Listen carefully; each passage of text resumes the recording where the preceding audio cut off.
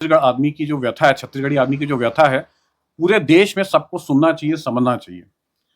मैं हर बार ये बात कह रहा हूँ और वर्षों से बात कहते आया हूँ कि बंगाल बंगालियों का, बिहार बिहारियों का, महाराष्ट्र मराठियों का, गुजरात गुजरातियों का, लेकिन छत्तीसगढ़ छत्तीसगढ़ियों का नहीं है।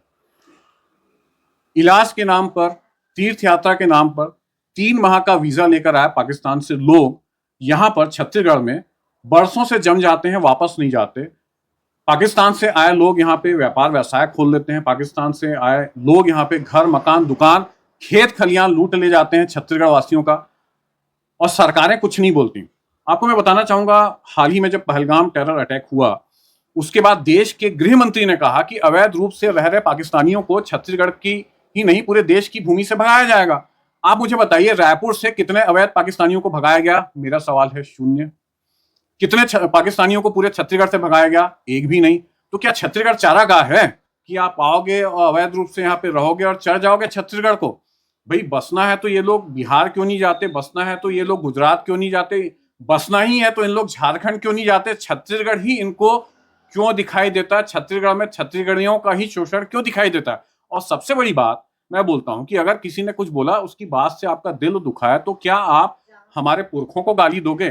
क्या आप हमारे परम आदरणीय परम पूज्य घासीदास बाबा का अपमान करोगे? आप लोगों की इतनी जरूरत हो गई? तो देखिए, ये घोर निंदनीय, और छत्तीसगढ़ में छत्तीसगढ़ियों का जो अन्याय है, शोषण है, वो अब बर्दाश्त नहीं किया जाएगा। बघेल के जो सवाल है, का ओकर सवाल गलत है? देखिए, मैंने फिर बोला ना कि उनकी बातों से, उनके सवालों से या उनकी बातों को कहने का तरीका गलत हो सकता है, उनका तरीका गलत मान सकते हैं, पर उनकी मांगे उन लोगों की वो गलत नहीं है। आप ये बताइए, छत्तीसगढ़ महतारी की मूर्ति टूटती है? भाई मैं बहुत शांति से, मैं बहुत विनम्रता से पूछना चाहता हूं, बहुत मैं सज्जनता से पूछना चाहता हूं, क्या आपने छत्तीसगढ़ में किसी अन्य महापुरुष की मूर्ति को टूटते देखा है? बताइए आप लोगों ने। मैं सबसे पूछना चाहता हूं, नहीं। अब छत्तीसगढ़ महतारी की मूर्ति टूटती है, और छत्तीसगढ़ महतारी की मूर्ति टूटने का विरोध करने जब 1000 लोग निकलते हैं, अहिंसक रूप से निकलते हैं, सत्याग्रह करने निकलते हैं, तो उन 1000 लोगों को नजरबंद कर दिया जाता है। अच्छा, महाराष्ट्र में जब अगर मराठी अस्मिता की बात होती है, महाराष्ट्र में जब मराठी मानुष की बात होती है, लोग करते हैं, तो वहां पे तो किसी मराठी को गालियां देने की हिम्मत नहीं हो रही है। यहाँ पे अगर छत्तीसगढ़ी आदमी छत्तीसगढ़ी अस्मिता की बात कर रहा है, छत्तीसगढ़ी आदमी अगर अपनी भाषा संस्कृति की रक्षा की बात कर रहा है, छत्तीसगढ़ी व्यक्ति अगर अपने रहन सहन खान पान की रक्षा की बात कर रहा है, तो उसके साथ गालियां दी जा रही।